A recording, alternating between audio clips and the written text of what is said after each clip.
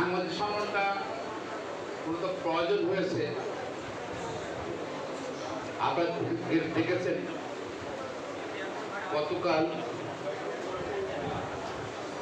বাংলাদেশ আইনজীবী ফোরাম আর জাতীয় আইনজীবী ফোরাম তারা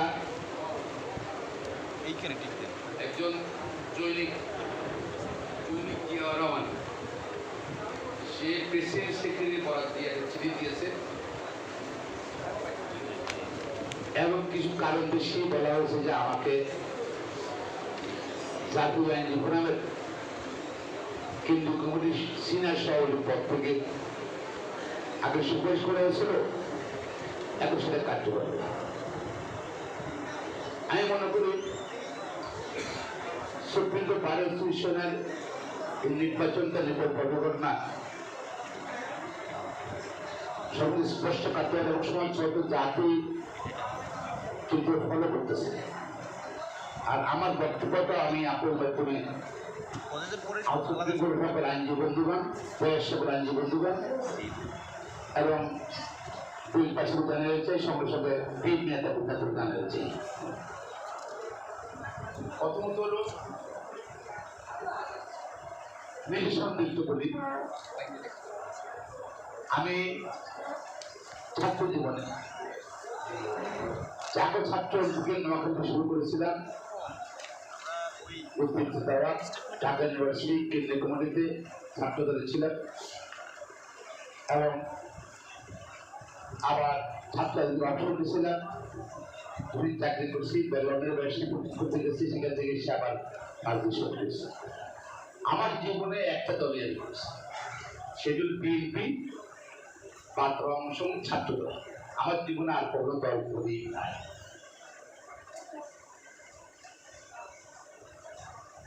অর্থাৎ আমি আমার ছাত্র আসতে প্রায় 42 বছর আগে এই দল শুরু করেছি। এভাবে অনেক জীবনে অনেকবার ব্যর্থ হয়েছি এবং অনেক সময় দিয়েছি, সব দিয়েছি, ঢুকে নিয়েছি, অর্থ খরচ করেছি। আজকের উপর দেশে এই চিঠিটা আঘাত করেছে এবং তিনি তো বালক কিনা কাইসার কামাল, বালক কাইসার কামাল কাজে করবো অর্বাচীন বালক, তার এই চিঠি বক্তব্য সবকিছু মিলেই আমাকে আশ্চর্য করেছে, সব করেছে। বাংলাদেশের যত কাজ আছে, সব কাজ আছে, কিন্তু আমি ভূমিকা রেখেছি এককভাবে। আমার শুধু 2-4 ভূমিকা ঘোষণা রাখতে পারে নাই। এসব আন্দোলন করেন লন্ডনে যাওয়া পর্যন্ত, ছাত্র করা পর্যন্ত গ্রেপ্তার হয়েছিলেন।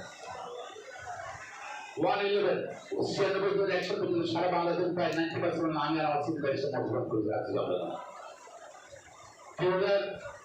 2011 সময় কোথায় ছিল এই বালক কাছে কামালরা ছিল কোথায়? অযোধ্যা কোন পর্বে ছিল? সে ছাত্রদের একটা অল্পের কর্মী ছিল।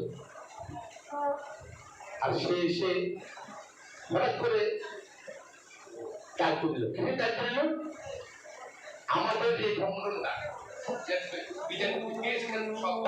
ছিল, সেটা ছিল জাতীয়তাবাদী আইনজীবী ফোরাম। সানল্লা মেয়ে ছিল, আর অনেকে যারা জল্লা পরিষদ ছিল, এই সংগঠন ছিল আমাদের জাতীয়তাবাদী আইনজীবী ফোরাম। এবং দীর্ঘদিন থেকে আমরা জাতীয় আইনজীবী ফোরামের সংগঠন হিসেবে কাজ করে আসছি। এই অর্বাচীন বালক কাইসার কামাল এসে হঠাৎ করে এটা কমিটি নিয়ে আসতে পার না, মানলো বুঝালো যে বাংলাদেশ জাতীয়তাবাদী আইনজীবী ফোরাম তো ভিন্ন সমন্বয় করল না। তাইলে কি হবে? আগের সম্পর্ক পর্যন্ত করতে হবে, সাধারণ সভা করে ওই আইনজীবী ফোরাম সাধারণ সভা করে পরিণত করতে হবে, করে তারা নতুন নামকরণ আনতে হবে সাধারণ সভা করে। তাও করেনি। সে সংবিধানের জাতীয় আইনজীবী ফোরামের সংবিধান অ্যাডপ্ট করতে হবে, সেটা করে। অর্থাৎ জাতীয় আইন শৃঙ্খলা হয়ে গেল, যে বাংলাদেশ জাতীয় আইন শৃঙ্খলা মানালো, এর কোনো ষড়যন্ত্র নাই। কারণ জাতীয় আইন শৃঙ্খলা ষড়যন্ত্র এই সম্বন্ধে এডপ্ট করা হয়নি।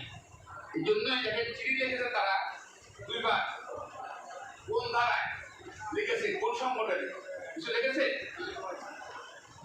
যে সংগঠনের বাংলাদেশ জাতীয় আইন শৃঙ্খলা যেহেতু ষড়যন্ত্র নাই, তাদের এই চিঠির কোনো আইনের উল্লেখ নেই, কোন সেকশন ভাগ হয়েছে, এর ভ্যালু আছে, লিগালিটি আছে।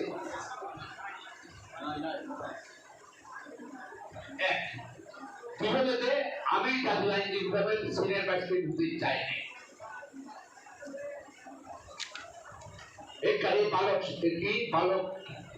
বালক কাসর কামাল আমার একদিন আপনি বললো যে ভাই কমিটি হয়ে যাচ্ছে জাতীয় আইন শৃঙ্খলা, আপনি সিনিয়র ভাইসকে ডাকুন। আমি বললাম যে সমস্যা ভাই আমাকে সিনিয়র ভাইসকে ডাকলে কেন? আমি ধরতে চাই না, আমাদের দলের একদম যুগ্ম মহাসচিব আছি বিএনপি, আমি এই পদে যেতে চাই না। দয়া করে আমার নাম্বার দেবে না, আমার নাম্বারটা বলে রাখতে পারো, অন্য পদে রাখতে পারো। তাই এখন জানবো সিনিয়র ভাইস প্রেসিডেন্ট কোনো রেফারেন্ট দিয়ে বলুন না আমরা রাখছি, রাখলে আমার রাখলে কোথাও থাকতে চাই না, তারপর রাখছি।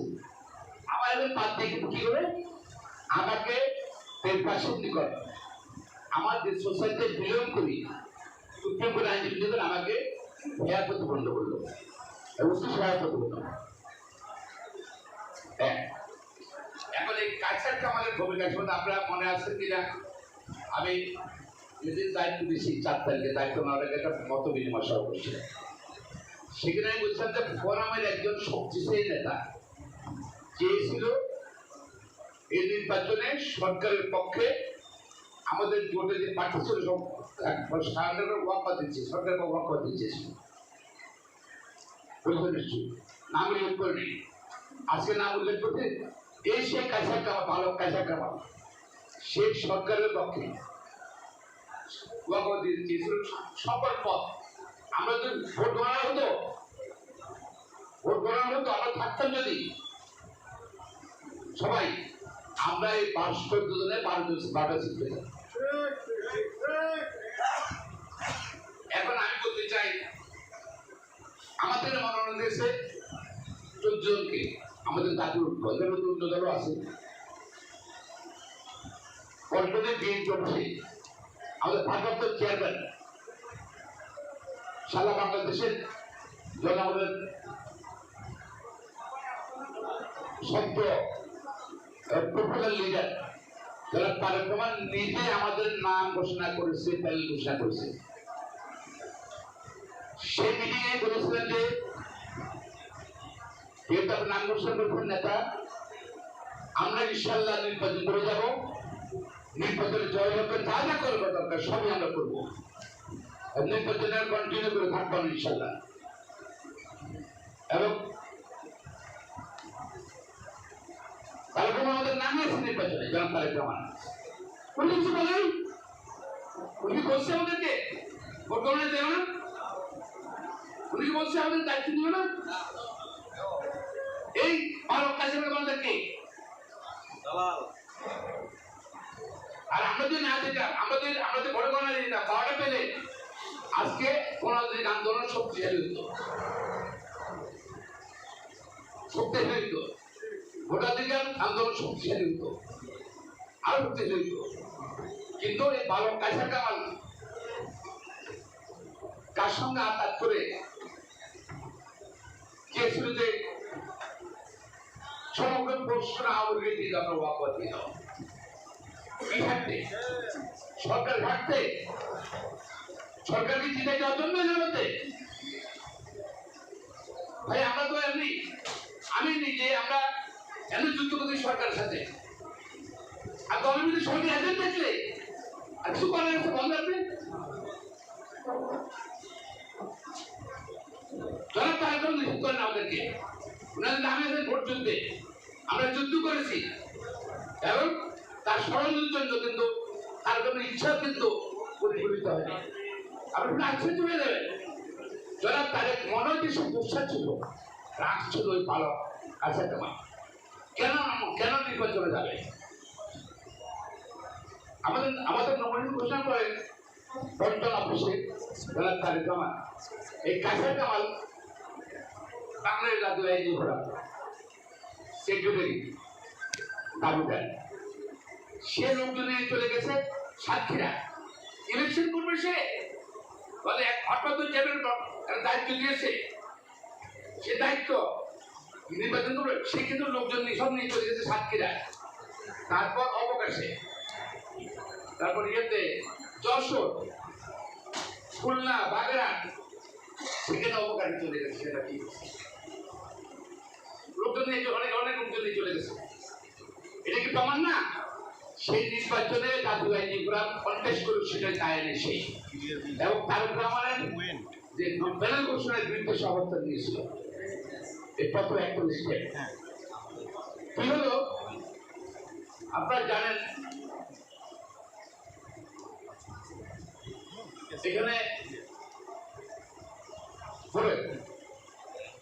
ভোট আমরা করলাম, ভোট করলাম আমরা, যাই হোক না, যুদ্ধ করছি বা ভোট করছি, ভোট কিন্তু আমরা বর্জন করে নাই।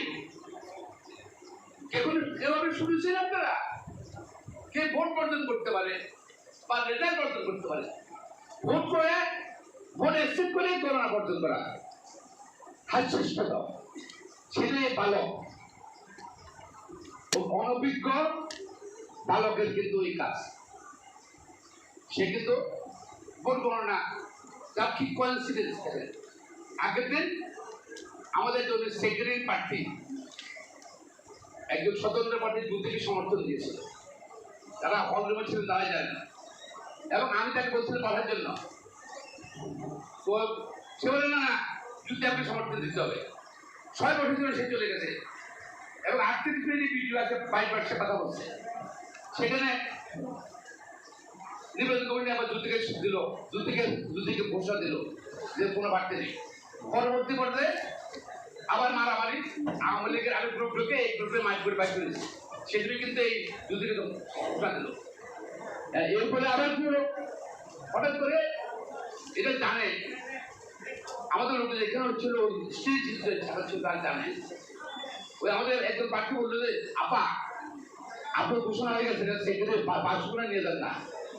সত্যি এবারে কি বলছি শুনছি, আমি আগে বলছি 500 নিয়ে গেল সেটা। হ্যাঁ, পরে বাক্স ব্যাগ করে নিয়ে আসলো, এখানে বলতে ইনটেক ছিল, সিল করা ছিল, জন্য আমরা সংবাদ নিয়ে আসি। এখন আসেন, ওই প্রার্থী কিছু ছিল, সেও এই বালকের, এই বালক নেতা কাছে আমাদের কিন্তু শিষ্য ছিল, যে যুদ্ধকে সমর্থন দিয়ে বাক্স নিয়ে গেলে ভোট বন্ধ হয়ে যাবে নাকি।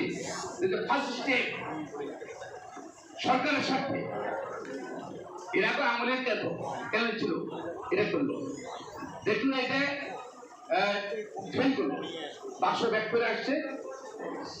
পরবর্তী শনিবারে 12টার থেকে সম্ভবত মেসেজ দিলে 1টার সময় পাবো না। আর 10-15 মিনিট পরে কিন্তু এই বালক নেতা কাজা কামাল কি করলো, তার নির্দেশে মেসেজ দেওয়া হলো আমাদের ভোটের কালকে ভোট গণনা যাবে না। সেখানে আমরা গত 12টার টেবিলে করার পর আমরা প্রায় 13 আমরা আগাইছিলাম। সেখানে ভোট করে কনসিডেন্ট কি 10 মিনিট পরে দিল, ইলেকশন কমিশন নিশ্চয় টাইমটা দিল, 10 মিনিট পরে পর্যন্ত মেসেজটা দিল। অর্থাৎ আওয়ামী লীগকে ওয়াকআউট দেওয়া, মানে আমাকেও ওয়াকআউট, আমার ওয়াকআউট দিচ্ছে। কিন্তু পারে নাই, হয়তো ভোট বিভেদ দিয়েছে, আমার আইনজীবীরা হয়তো অসুস্থ ভালোবাসে, আমার 4 জনকে আমরা সেকেন্ড কনস্পিরেসি। থার্ড কনস্পিরেসি এটা ফেল করে বল, এখন জিতের পর দায়িত্ব দেবেন না, এখানে শপথ আছে নাকি? হ্যাঁ, যাচ্ছি কোচ করতে চলে, আরো শুধু ছোট, আরো মজার জিনিস আসতে পারে। হ্যাঁ, আচ্ছা, এখন যেটা হলো যেটা করতে পারবে না, 3বার স্টেপ নিয়েছিল সরকারের পক্ষে এই বালক নেতা কাজা কামার অবস্থা। সে কখনো জাতীয় আইন প্রোগ্রাম করে নাই, এসে নেতা। এখন এই লোকের সম্বন্ধে একটা কথা বলতে চাই, অতগুলি গোয়েন্দা সংস্থা বলছে গোয়েন্দা আপনার লাস্ট মিটিংয়ে ছিলেন গোয়েন্দা সংস্থা আপনাকে উপস্থিত আমরা সমাধান করছি 7 তারিখে কারেক্ট অবশ্যই বললে যোগাযোগ দেখতে পারে বালকদের সাথে কাছাকাছির সাথে সে বলতে হবে কোন গোয়েন্দা সংস্থার উপস্থিতিতে সেদিন এই ছামার সমান হয়েছিল নামটা প্রকাশ করতে হবে এবং আমি মনে করি সাংবাদিক বিতর্কিত করেছে সুপ্রিম কোর্ট বিতর্কিত করেছে এক দুই সেগুলো একটা কুলাঙ্গার কেন কুলাঙ্গার বললাম তাকে আমি অনেকদিন বলছি আমার মানে আশ্চর্য ক্ষমতার বাইরে চলে গেছে এই পালকনাটাকে নিয়ে সেই সুপ্রিম কোর্টে চাকরির জন্য একটা রেজিস্ট্রেশন আপনারা জানেন একজনের স্ত্রীকে হাসপাতালের সামনে স্ত্রীকে সঙ্গে পরকীয়া প্রেম করবো পরবর্তী পর্যায়ে আমাদের সেও আবার সুপ্রিম কোর্টের লয়ার সেটা হাতে হাতে পাইছে তার গাড়িতে তার গাড়িতে হাতে হাতে পেয়েছে ধরছে তাকে ওখানে রাস্তা ফেলে দিয়েছে তার সব কাপড় ঘুরে উঠছে আপনারা জানেন অনেকেই এই কাজটাকে মানে পরবর্তী পর্যায়ে আমরা চেষ্টা করছিলাম যে লয়ারকে বানাতে গিয়ে তুমি মামলা করো না কিন্তু মামলা করছে মামলা সে গ্রেপ্তার হলো এই যে কলাবাজার থানায় ছিল এবং তার জামিনের জন্য এলো জামিনের জন্য যাওয়ার পর হাইকোর্ট আসার পর হাইকোর্ট তাকে জামিন দিল একটা শর্তে সেটা হলো সে জেল থেকে বের হওয়ার পরে সে আন্ডারটেকিং দিতে হবে স্ট্যাম্পের উপর আন্ডারটেকিং দিতে হবে জেল থেকে বের হওয়ার পরে ওই মহিলার কাছে যেতে পারবে না ওই লোকের ওই লয়ার স্ত্রীকে দিতে পারবে না 19 আন্ডারটেকিংটা দিয়েছে এই আন্ডারটেকিং সেখানে আপনার কপি দিয়েছে দেখবেন যেই লোক এত নৈতিক স্কলার আমি শুরু করে বেড়াচ্ছি ধরাবর খেলে নাকি মার্কেস খেলে গেছে সেটা কিভাবে নিতে হয় সেইটা কিভাবে এটা শিক্ষিত এই শিক্ষিত দেখছে আই ব্যারিস্টার কাইসার কামাল পেয়েছেন নাকি এটা সেখানে বলছে দেখছে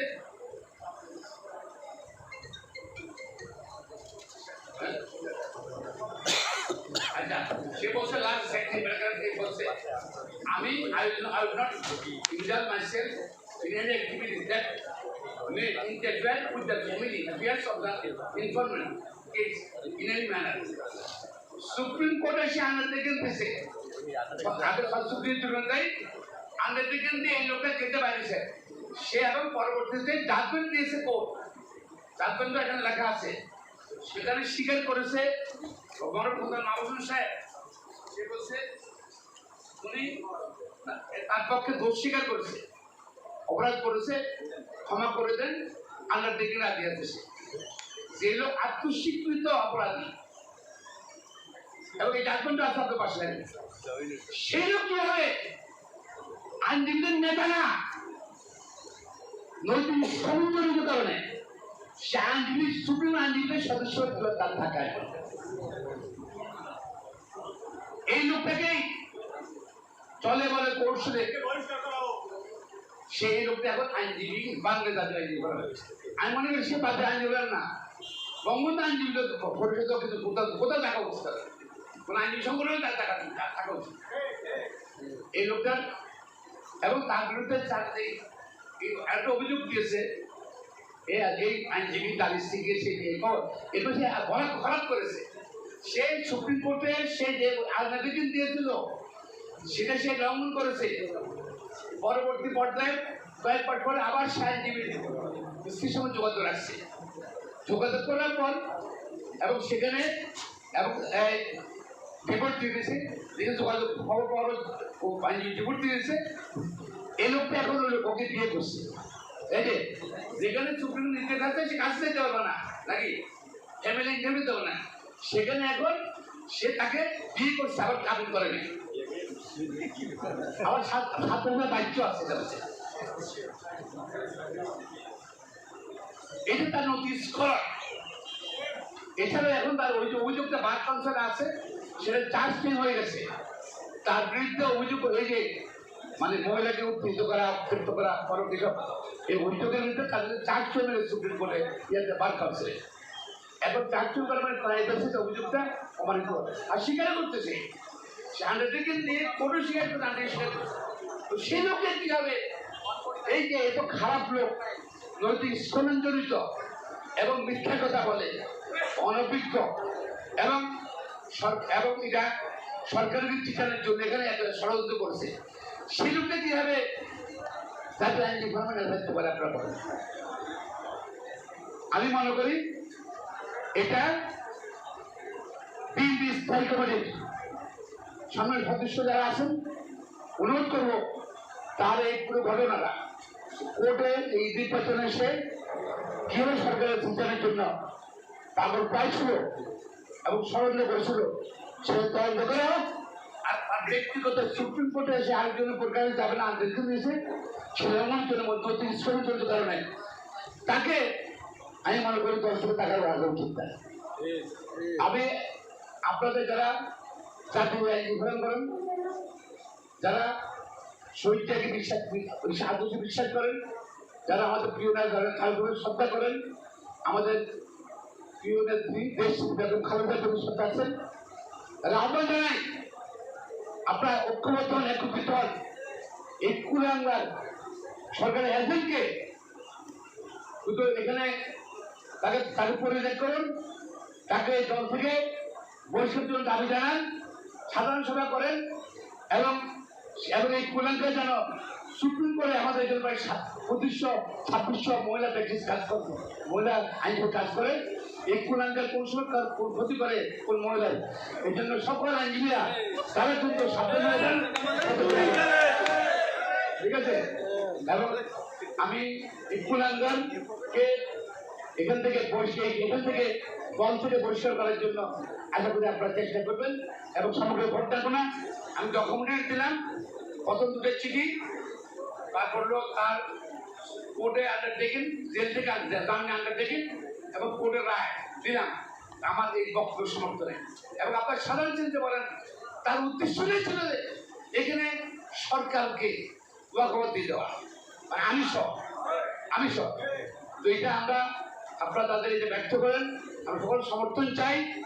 আমরা ধরেন আমরা রাজনীতি করি আর সুপ্রিম কোর্টের আইনজীবী কিন্তু তারপরে আমাদের মতাদর্শ আমরা সত্যকে সত্য বলতে হবে মিথ্যাকে মিথ্যা বলতে হবে এবং সত্যবাদী হন এবং সাহসের দাঁড়ান এইসব যারা এইসব খারাপ লোক আছে সুপ্রিম কোর্টে তাদের সুপ্রিম কোর্টে বিচার করুন। সাংবাদিক বন্ধুগণ আপনারা আসছেন আমাদের এখানে আমাদের আমন্ত্রণে আমরা এই জন্য আপনাদের কৃতজ্ঞতা জানাচ্ছি এবং সবসময় আপনাদের সহযোগিতা কামনা করছি। আপনাদের মাধ্যমে আমি আমার এই বক্তব্য আমাদের প্রিয় নেতা তারেক রহমান আমাদের স্থানীয় সদস্য ছাকাতের সারা সকলে একটা প্রতিনিধিগণ আমি পৌঁছাতে চাই। পাশাপাশি সুপ্রিম কোর্টের সকল আইনজীবী জাতীয় আইনজীবী ফোরাম সদস্য সকল আইনজীবীর কাছে বলতে চাই আপনার সবাই চাই আপনার ধন্যবাদ।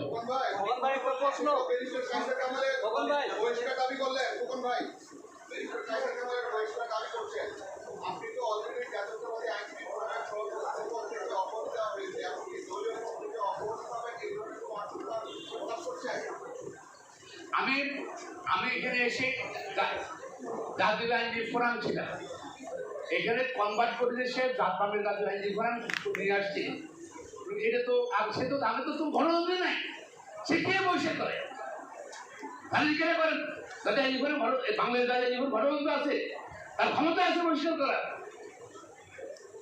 হ্যাঁ যে পর্যন্ত গণতন্ত্র না হবে সে পর্যন্ত কাউরে বহিষ্কার করতে যত বহিষ্কার করা উচিত হ্যাঁ বা কোনো বহিষ্কার কোনো এটা আইনত কার্যকর নয় আইনের দল হিসেবে আমি শুনে আমি বাংলাদেশ বিএনপি করি আমার 18 বছর বয়স থেকে আমি বিএনপি করছি বিএনপি করবো ওই কোন পদে থাকবো না তবে যাদের বেড়ায় তবে কুলাঙ্গারদেরকে নিয়ে আমি চাই কুলাঙ্গাররা আমাদের দল আমাদের শহীদ জিয়া প্রতিষ্ঠিত বাংলাদেশ রাজ্যে থাকুক এটা আমি চাই না।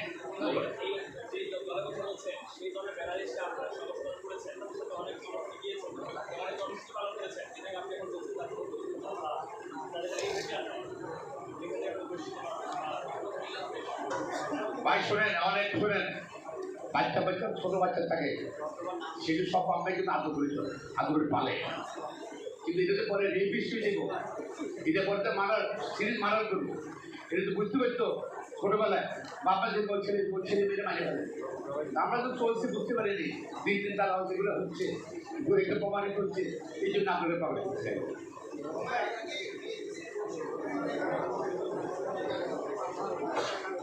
আমি মনে করি না এটা অপ্রাসঙ্গিক প্রশ্ন কারণ এই কুলাঙ্গারের বিয়ে ব্যাপী কি হবে আজকে যে ডকুমেন্টগুলো জানেন বিএনপি নেতারা জানতেন না এগুলা সেটা সুপ্রিম কোর্টে আন্ডারটেকিং দিচ্ছে অবশ্যই স্বীকার করে আবার সেই মহিলাকে 3 নম্বর বয় তার 3 নম্বর তো এখন তাকে মহিলা আবার কাগজ কাবিন করে হ্যাঁ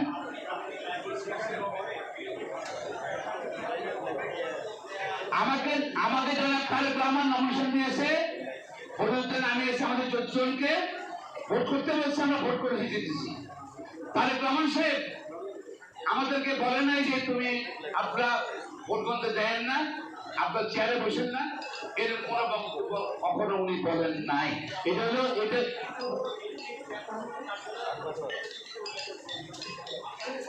আর কোন মিটিংটা কোথায় এই মিটিংটা বলা হয়েছে না মিটিং জিজ্ঞাসা করেন তো ওদের নোটিশ আছে মিটিংয়ে কোন নোটিশ আছে মিটিংয়ে আর মিটিং কারা থাকবে নোটিশ আছে মিটিং আছে নোটিশ একটা মিটিং আমি ছিলাম আমি বলছি কিন্তু আমাদের কোন সরকারের পক্ষে এটা করে বলে আসছি কোন সিদ্ধান্ত হয়নি আমরা হাজিরের প্রথম মিটিং পরে সেটা টাকা সে তখন পরে চিঠি মানিয়ে দিচ্ছি না হ্যাঁ হ্যাঁ এটা সম্পূর্ণ জালিয়াতি করতেছে এবং এবং এবং আমি প্রথম প্রতিষ্ঠাতা ইসলাম সাহেব যে জাতীয় আইন করেছে সেখানে এখনো আছি আর শহীদ যে প্রতিষ্ঠা বিএনপিতে আমি অতীত আছিলাম বর্তমানে আছি ভবিষ্যৎ থ্যাংক ইউ এবং